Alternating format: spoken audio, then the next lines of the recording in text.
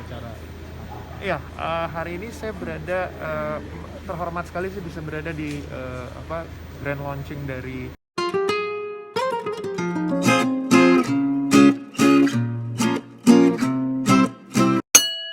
Ini sih sebuah acara.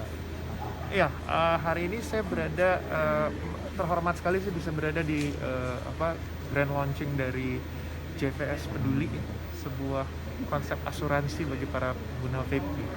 Dan, senang karena apa, karena buat saya ini adalah satu upaya yang dilakukan oleh, JVS, Mas Budi tentunya, yang menurut saya ini dilakukan secara pribadi sendiri gitu ya, di tengah kondisi pandemi seperti ini. Dan ini adalah bentuk dari rasa empati yang sangat tinggi menurut saya, bisa punya program seperti ini gitu, yang tujuannya menolong, mereka-mereka yang terkena dampak ya.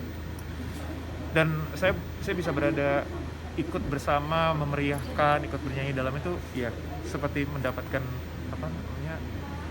bagian juga untuk sama-sama menjalankan kebaikan gitu, berbuat baik. Dan ya saya senang aja, saya bangga berada di acara ini. Bisa dikatakan ini Indonesia khususnya memang butuh orang-orang yang ingin support masyarakat sendiri. Melihat Ya, antusiasnya gimana? antusiasmenya tadi juga saya lihat banyak di comments di Instagram live-nya juga, semuanya rata-rata memang mensupportnya karena memang saat ini adalah masa dimana kita semua terdampak dan kondisinya lumayan parah kali ini ya. Jadi memang ketika ada satu atau dua orang yang berupaya secara mandiri gitu, melakukan upaya-upaya untuk memberikan pertolongan atau bantuan ataupun support, itu terasa sekali gitu. Dan ya harapannya sih semoga ini bisa memotivasi banyak orang lain untuk bisa memberikan, minimal menciptakan suasana yang bisa membuat kita ini nggak terpuruk gitu ya, karena sehari-harinya udah cukup berat gitu.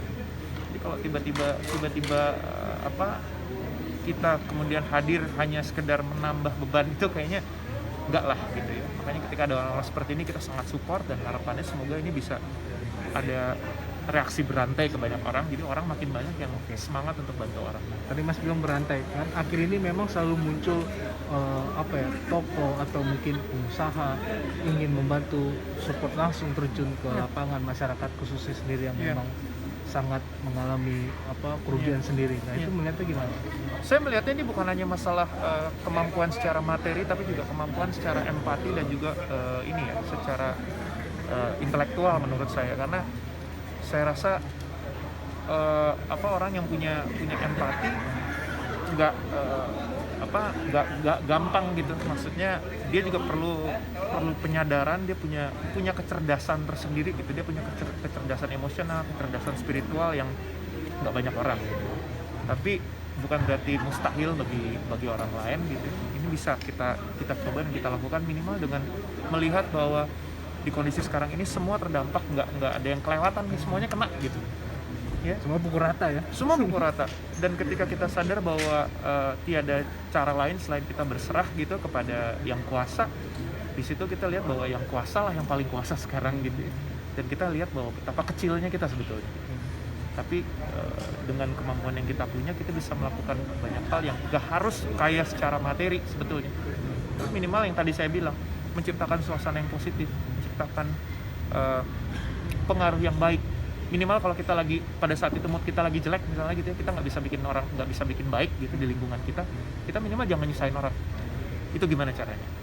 Ya minimal ya hal-hal kecil lah, di tengah badai informasi yang menggila ini, semua orang sekarang sensitif, sangat sensitif, over sensitif menurut saya untuk banyak hal, sampai hal-hal sepele yang menurut saya nggak penting, nggak esensial, mereka jadi sangat sensitif.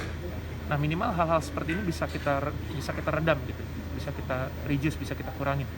Itu aja dulu sekarang ya, memotivasi orang supaya berpikir lurus, berpikir waras. Saya nggak bilang berpikir positif, tapi berpikir lurus aja dulu, bisa melihat dirinya bahwa ini kebutuhan saya sekarang dan ini kebutuhan ini harus saya jalankan begini, udah jangan dengerin orang.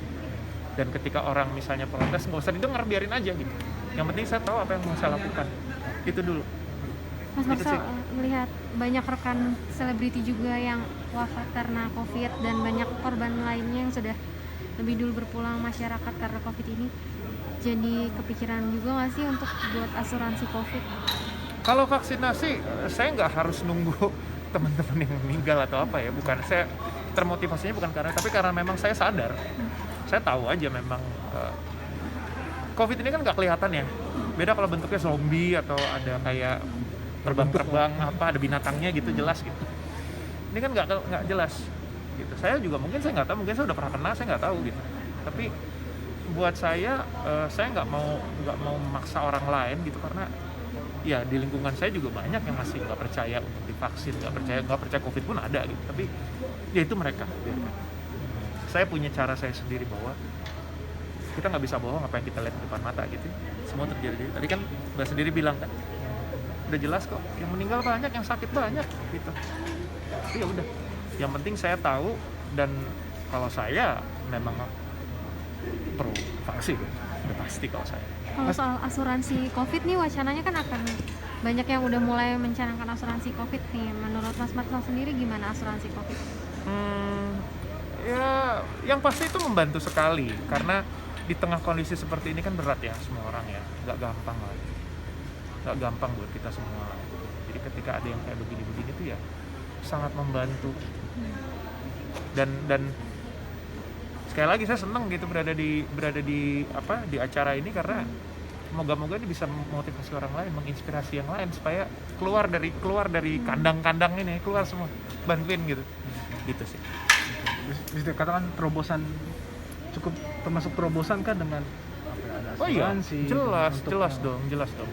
Nggak kebayang dari industri vape tiba-tiba keluar asuransi gitu kan ya, untuk penderita COVID. Hebat sih, saya salut sebetulnya sama dia, sangat senang banget melihat.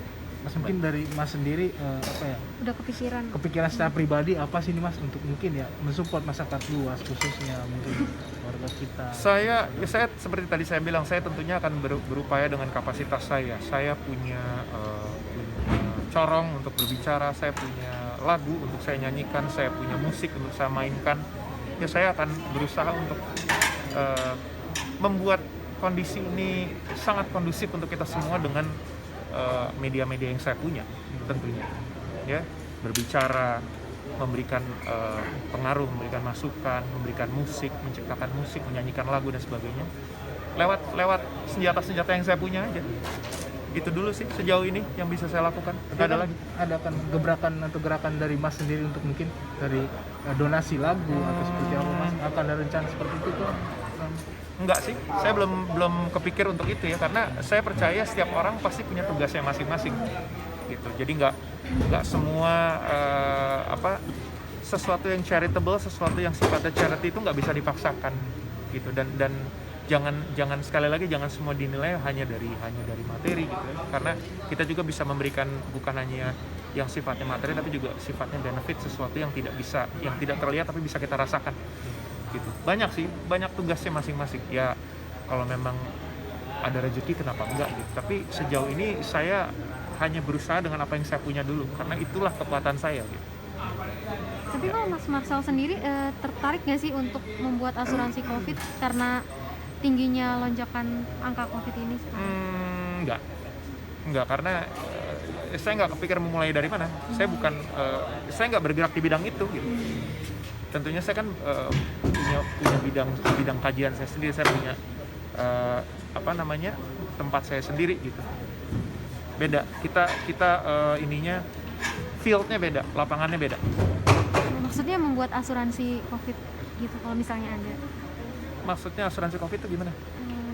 Seperti kayak asuransi kesehatan, cuman yang mengcover COVID gitu, akan ikutan gitu. Maksudnya saya bikin gitu? Kapasitasnya enggak. Gimana maksudnya? Ikutan apa? Ikut kayak asuransi jiwa, tapi itu dalam bentuk COVID. Dirimu ikut serta untuk ngambil asuransi untuk COVID ini nggak sih Mas, secara pribadi? Sejauh ini sih saya enggak. Tapi kalau asuransi pribadi ya ada. Tapi kalau itu saya enggak ambil, karena saya mencoba untuk menyikapi COVID ini benar-benar sewaras mungkin ya. Jadi tetap waspada, tapi tidak menjadi paranoid gitu. Itu aja. Oke.